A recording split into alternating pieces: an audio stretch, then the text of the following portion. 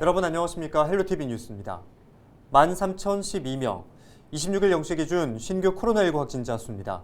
우리나라에서도 오미크론이 우세종이 되면서 확진자 수가 급증세를 보이더니 사상 처음으로 10,000명을 넘어섰습니다. 대구 신천 지발 1차 유행을 시작으로 서울 도심 집회발 2차 유행, 그리고 가을철 3차 유행을 거쳐 지난해 12월 4차 유행까지 확진자 수가 기록을 세우더니 급기야 13,000명대에 이른 건데요. 네, 오미크론발 5차 대유행이 시작되며 정부는 방역 체계를 일부 손질하기로 했습니다. 이제 고위험군 치료에 집중하겠다는 건데요. 일단 오미크론 확산세가 빠른 광주와 전남 등 4개 지역에서는 60세 이상이나 밀접 접촉자 등 고위험군만 PCR 검사를 받게 됐습니다. 그럼 다른 사람들은 자가검사 키트 등의 간단한 방법으로 검사를 진행한다는 거죠? 네, 그렇습니다. 그리고 자가격리 방침도 달라집니다. 코로나에 걸렸다고 하더라도 백신 접종을 한 사람이면 7일만 격리하면 되고요. 밀접 접촉자여도 접종을 완료했다면 격리하지 않아도 됩니다. 네, 다음 달이면 확진자가 최대 3만 명 이상에 달할 수 있다는 정부 전망도 있죠. 새로운 방역 체계로 고위험군 집중 관리가 잘 진행됐으면 하는 바람입니다. 헬로티비 뉴스 시작합니다. 전남 지역의 코로나19 확진자가 286명 발생했습니다. 1일 최다 확진자를 기록한 가운데 오미크론 변이 바이러스도 확산되고 있습니다. 법정 문화도시에 선정된 목포시가 올해 새로운 관광 상품을 선보일 예정입니다. 이난영과 남진 등 대중음악의 자산을 활용한 뮤직플레이라는 행사를 추진할 계획입니다.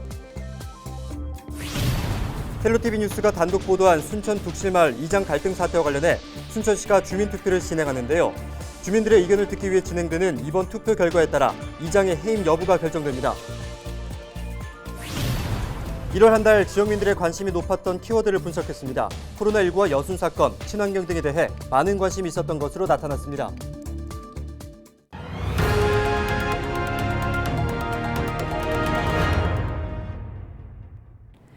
전남 지역의 코로나19 확산세가 계속되고 있습니다. 전남에서는 26일 자정을 기해 지역 코로나19 확진자가 286명 발생했습니다. 지역별로 목포 72명, 여수 51명, 순천 27명, 나주 21명 등으로 조사됐습니다. 다중이용시설과 관련해 오미크론 변이 바이러스 집단 감염이 발생하고 있으며 가족과 지인 등으로 전파되는 것으로 나타났습니다. 전남에서는 지난 23일 206명의 확진자가 발생해 역대 최다를 기록했습니다. 여수시가 다음 달 2일까지 긴급 이동 멈춤 주간을 운영합니다. 여수시는 26일 0시 기준 코로나19 신규 확진자 51명이 발생하면서 오미크론 감염 경로를 차단하고자 긴급 이동 멈춤을 시행한다고 밝혔습니다. 긴급 이동 멈춤 주간이 실시되는 26일부터 28일까지 모든 시민을 대상으로 자가검사를 실시할 방침입니다. 여수시는 직장 단위 모든 직원의 자가검사를 권고하고 설 연휴가 끝난 뒤 개학하는 학교의 경우 당분간 원격 수업을 진행할 수 있도록 교육청과 협의할 계획이라고 덧붙였습니다. 네, 법정 문화도시에 선정된 전남 목포시가 지난해 문학박람회에 이어 올해도 새로운 문화관광 상품을 선보입니다. 이난영과 남진을 비롯해 걸출한 음악인을 배출한 지역답게 대중음악의 자산을 활용한 행사를 준비하고 있는데요. 가칭 뮤직플레이 행사를 통해 대중음악의 산실로 거듭나겠다는 계획입니다. 고정민 기자입니다.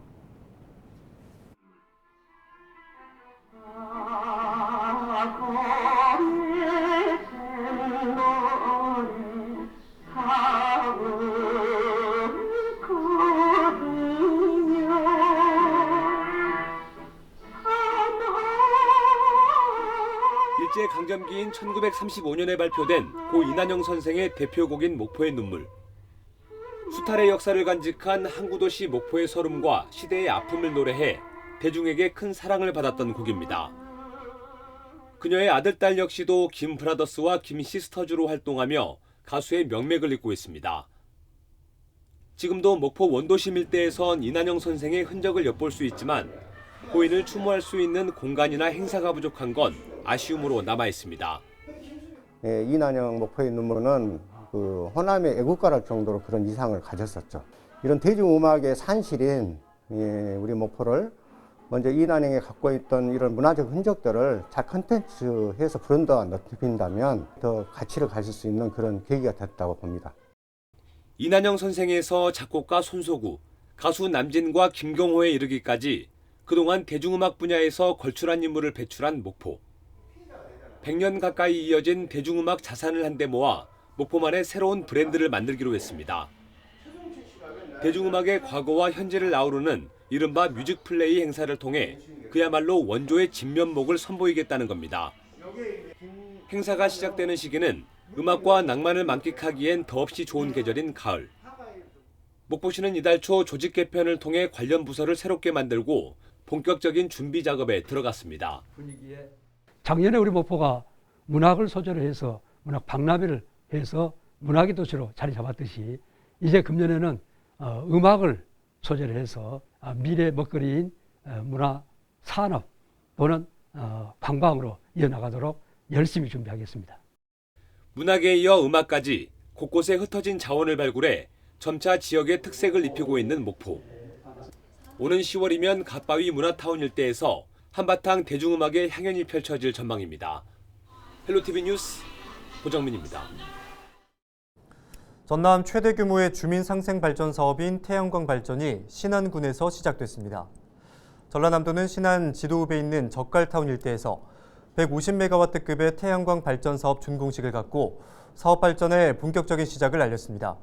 태양광 발전단지는 발전 사업자와 섬 주민들이 3,196억 원을 투자해 지도읍의 폐염전에 조성한 곳으로 해마다 주민 한 명당 적게는 44만 원에서 많게는 240만 원의 발전 수익이 돌아갈 전망입니다. 전남도가 올해 발주되는 사업을 상반기에 집중해 시행하기로 했습니다. 전남도가 조달청 나라장터에 공개한 전체 발주 금액은 8,722억 원으로 지난해보다 1,550억 원이 증가했습니다. 주요 사업은 영광군 지방도 확포장 공사를 비롯해 곡성군 석곡면과 화순군 북면을 연결하는 도로공사 등 872건이 있습니다. 전남도는 지역업체를 보호하기 위해 공동도급에는 전체 사업의 49%, 하도급에는 70% 이상 참여할 계획입니다. 지난 5일 저희 헬로티비 뉴스가 단독 보도한 순천 둑실마을 이장의 주민 폭행 갈등 사태와 관련해 순천시가 이장 해임안을 주민 투표하기로 결정했습니다. 순천시 도곡동장은 순천시 이통반장 임명에 관한 규칙 제4조에 근거해 주민들의 의견을 듣고자 투표를 실시한다고 밝혔습니다. 투표는 27일 낮 12시부터 저녁 7시까지 둑실회관에서 진행하며 투표 참여 대상은 세대당 1명입니다. 네, 저희 LG엘로비전이 주요 포털 사이트에서 제공하는 최신 언론 기사를 분석해 최근 한 달 동안 지역민들의 관심이 높았던 키워드를 뽑아왔습니다. 전남 지역에서는 어떤 주요 이슈가 올라왔는지 김신혜 기자가 정리했습니다. LG엘로비전 디지털 트랜스포메이션 팀이 클라우드 시스템을 개발해 분석한 전남 지역 주요 키워드입니다. 공통 키워드는 단연 코로나입니다. 수개월째 가장 큰 관심사로 꼽히는데 이달의 특징적인 연관 키워드로는 오미크론과 방역 등이 눈에 띕니다. 전남에서 오미크론 변이 감염자가 처음 나온 건 지난달 12일입니다. 이후 26일 0시까지 40여일 동안 535명이 오미크론에 감염됐는데 이 가운데 88.7%가 이번 달에 확진 판정을 받았습니다. 오미크론 변이가 확산되면서 확진자 증가 속도도 빨라지고 있습니다. 이달에 발생한 확진자 수가 전남 전체 누적 확진자의 35% 수준입니다. 26일부터 오미크론 변이 대응 조치가 적용되는 가운데 전라남도는 설 명절 고향 방문이나 가족 지인 모임을 자제하는 등 긴급 멈춤 운동에 동참해 줄 것을 호소하고 있습니다. 이어서 동부권과 서부권, 이달의 주요 키워드 각각 살펴보겠습니다. 먼저 동부권에서는 여순 사건이 관심 키워드로 꼽혔습니다. 특별법, 여순항쟁, 기념, 유족 등이 관련 키워드로 21일부터 시행된 특별법 영향으로 풀이됩니다. 사건의 진상규명과 피해자 명예회복을 위한 신고 접수가 각 읍면동에서 진행되고 있는데 25일 오후 6시까지 43건이 접수된 것으로 확인됐습니다. 신고 접수 기간이 1년인 만큼 제대로 된 진상규명을 위해서는 유족과 지역사회, 국가의 지속적인 관심과 협력이 필요한 시점입니다. 서부권에서는 이번 한 달 동안 친환경이 중심 키워드로 꼽혔습니다. 관련 키워드로는 신재생에너지와 일자리, 부표 등이 있는데 해남군과 관련된 기사가 쏟아졌습니다. 해남군이 올해부터 3년 동안 국토교통부의 지원을 받아 산이면 솔라시도 기업 도시의 지역 거점 스마트시티를 조성합니다. 이곳에는 전기차 공유 서비스와 공유 차량 자율 주차 서비스가 제공되고 태양광 기반 압축 쓰레기 처리 시설 등이 새롭게 들어설 예정입니다. 또 해남군은 친환경 부표 100% 보급을 위해 속도를 내고 있습니다. 어장에서 많이 사용하는 스티로폼 부표는 쉽게 부서져 해양 생태계를 위협하기 때문입니다. 해남군은 이달 초 친환경 부표 사업비 110억 원을 확보하고 어민들에게 110만여 개를 보급할 계획입니다. 지금까지 빅데이터로 보는 1월 전남 지역 주요 이슈였습니다.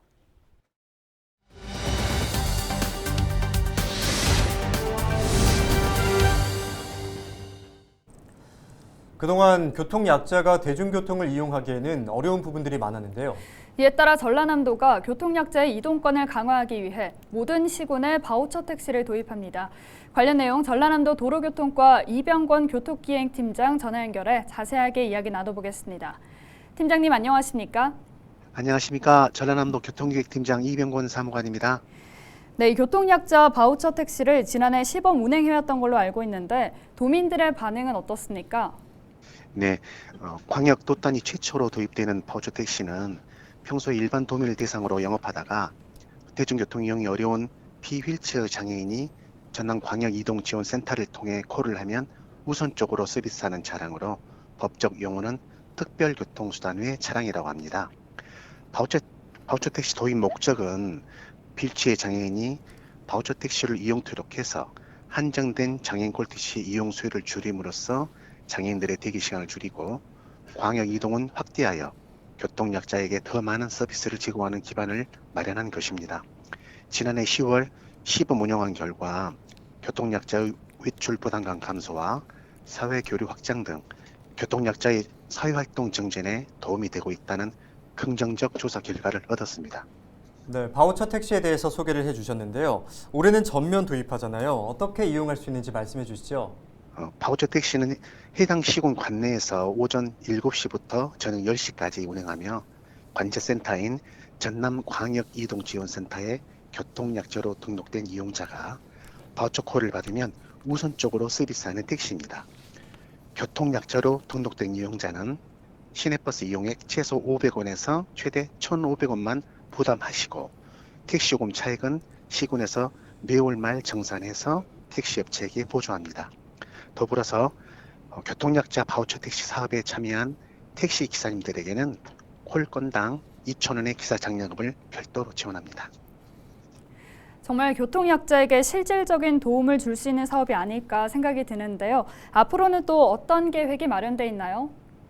네, 작년에 여수, 순천, 나주, 광양, 해남 5개 시군을 대상으로 시범 운행해서 올해 도비 22억 원을 편성해 22개 전 시군으로 확대하여 운영합니다. 이를 계기로 교통약자들이 가장 불편해했던 장애인 콜택시 대기시간 단축 효과와 코로나19로 불황에 겪는 택시업계 종사자들의 안정적 매출 증대에 기하게 될 것으로 기대하고 있습니다. 앞으로 우리 도는 장애인도 비장애인과 똑같이 이동권 보장 서비스를 누릴 수 있도록 현장 점검 모니터링과 이용자 대상 상시 만족도 조사 등을 실시하여 본 사업이 조속히 안착되도록 최선을 다하겠습니다. 네, 이번 바우처 택시 도입이 교통약자들의 불편을 덜어줄 수 있었으면 좋겠습니다. 오늘 말씀 고맙습니다. 지금까지 이병권 팀장과 이야기 나눴습니다.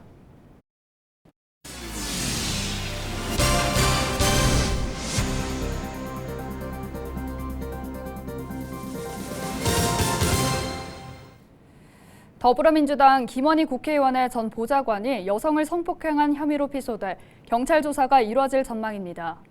더불어민주당 목포 지역 사무소에서 근무했던 직원은 김 의원의 전 보좌관이 지난 2020년 4월과 7월 총선 당시 선거 캠프에서 함께 근무하면서 자신을 성폭행했다는 내용의 고소장을 제출했습니다. 경찰은 피해자 조사를 마치고 조만간 전 보좌관을 소환해 조사할 예정입니다. 이상으로 뉴스를 마칩니다. 함께해 주신 여러분 고맙습니다.